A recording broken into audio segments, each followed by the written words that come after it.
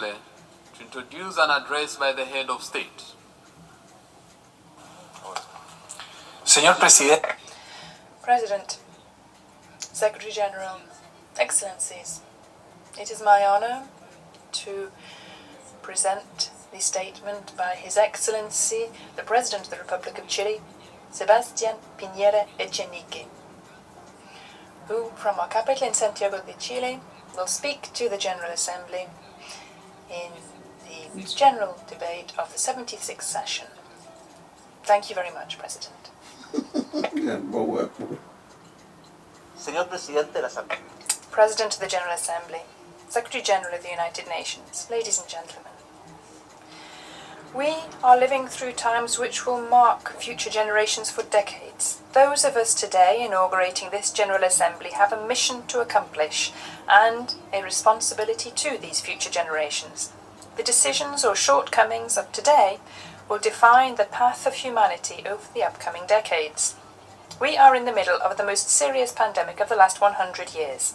Alongside this, we have a climate crisis, a serious social and economic crisis, and the erosion of our democratic institutions. In addition, multilateralism is under pressure, and there is a need to reform our international architecture. However, we cannot sit weeping and wailing. Quite the contrary.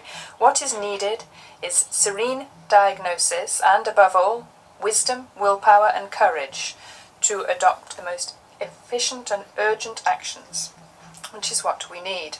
President, despite the repeated warnings of the scientific community that pandemics were latent threats, the international community and states decided to ignore them. So the coronavirus pandemic took us by surprise, with no early warning mechanisms, no information sharing systems, with fragile health systems, even in the most developed nations, who were not always able to care for all the sick. And most serious of all, we were lacking vaccinations and medicines to combat COVID-19. The medical personnel in Chile and across the world stepped up without hesitation to work tirelessly to tackle this emergency, often putting their own lives at risk to save our lives. I wish to pay them heartfelt tribute for their selflessness and commitment, for their professionalism, perseverance and resilience. The pandemic showed us that when the forces of innovation, technology and creativity are deployed, we can achieve incredible results. In just 10 months, we went from facing a virus we had no information about to having a battery of safe, effective vaccines to combat it. This is an unprecedented achievement in the history of humanity. Let us remember that the vaccine against typhoid took over 130 years to be approved. The vaccines against tuberculosis and dengue arrived 45 and 110 years after the diseases appeared. We have certainly borne witness to a great triumph of science. However, this triumph contrasts with a political failure. Because whilst some countries have doses of vaccine enough to vaccinate their population several times over, there are countries which do not have vaccines or equipment to protect their population even at a minimum level. So this is a triumph of science, but it is also a failure of politics. In science, cooperation prevailed. In politics, individualism. In science, shared information won the day. In politics, reservations. In science, teamwork predominated. In politics, we saw isolated efforts. And we must learn lessons from this failure. The first lesson is humility. The world was suddenly brought to its knees by a microscopic enemy. The second lesson is solidarity, to assist and support the most vulnerable. The third is cooperation, which is indispensable to resolve global problems. And the fourth is the determination to listen to the voices of scientists and expert opinion.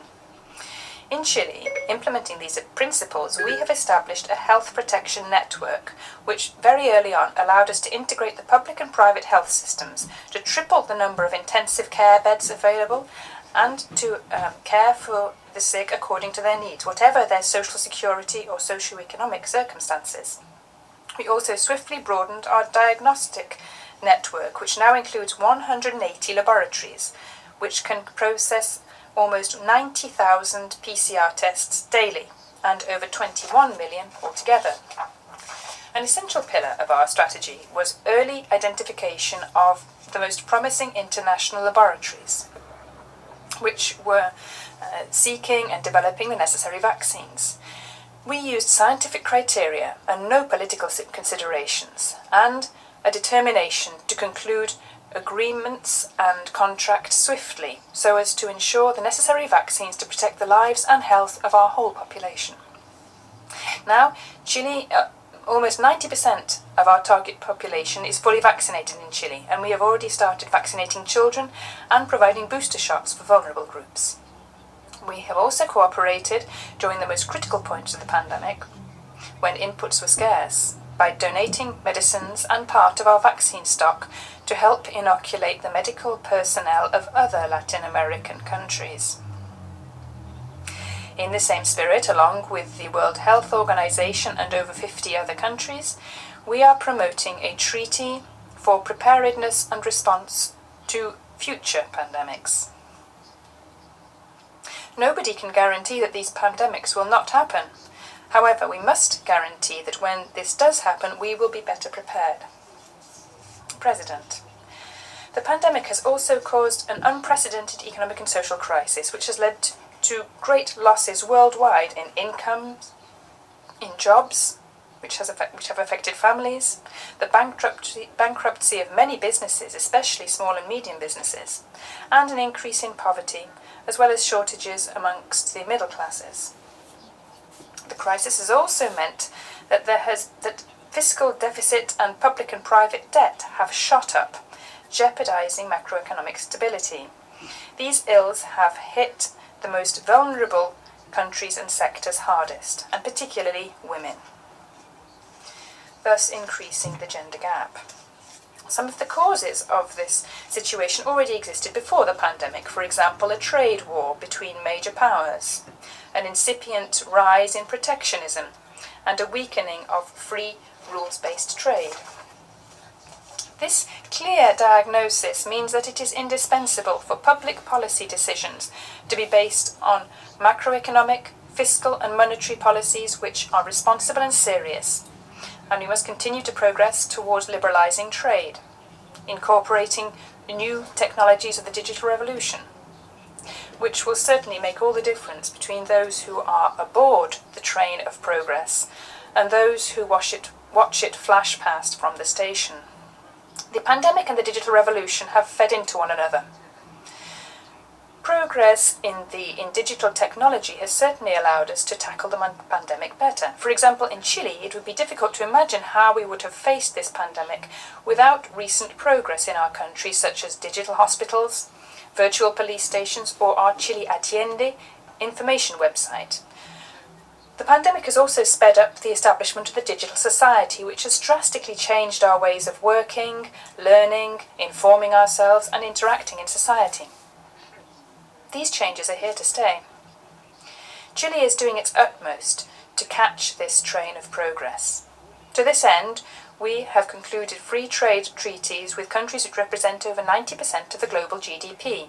This important network of integration, alongside years of fiscal and monetary responsibility, have allowed us to deliver the biggest social assistance package in the world during this pandemic, which represents 20% of our GDP.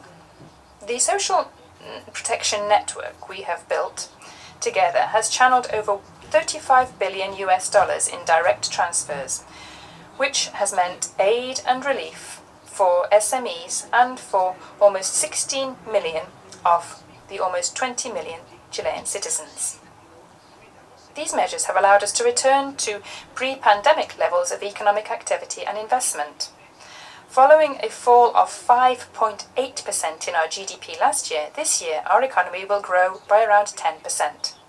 We have also managed to recover 1.9 million jobs, which represents 80% of the total jobs lost. President, the coronavirus pandemic has forced us to restrict freedoms and decree quarantines, but climate change has not been in quarantine. It continues to advance implacably, and more quickly and with more serious effects than we had expected. And worst of all, some of its consequences are already irreversible. Indeed, this is no longer about a climate change. We are facing a climate crisis. Science, through the report of the United Nations panel of experts, has spoken clearly and unequivocally. Our citizens are demanding as a moral imperative that we change the course of history. And technology is giving us the tools to avoid an environmental apocalypse. The time for diagnosis is over. Now is the time to act, with great determination and a clear sense of urgency. We have a historic responsibility to both present and future generations. We are the last generation who can prevent the current climate crisis becoming an environmental apocalypse. Chile is a small country which contributes less than 0.25% of total greenhouse gas emissions. But we are resolute in our determination to assume our responsibilities and make our contribution to this war against the climate crisis. To do that, we have accelerated our process of decarbonizing our energy matrix. By 2025, we will have